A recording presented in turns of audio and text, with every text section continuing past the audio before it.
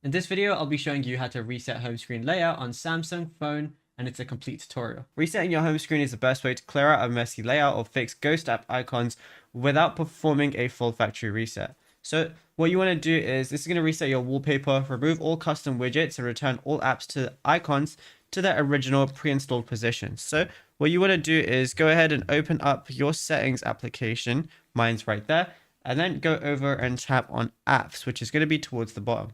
Once you tap on apps, go over to the filter on the top right and sort icon next to your apps and toggle on show system apps. So what we're going to do is go over to that, and then we want to show system apps as well, which is at the very top. Enable that, then go ahead and press OK.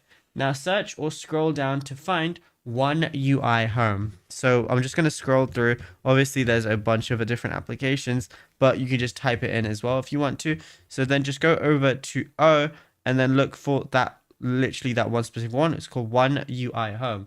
Once you go ahead and click on it, go ahead and tap on storage. And then once you go ahead and click on that, go ahead and clear the data. As a result, your phone will momentarily flicker, and when you return to the home screen, it will look exactly like it did when you first took it out of the box. Obviously, just make sure you press clear data and not clear cache. I'm not going to do it though, just because I don't want to do it, but it's as simple as that.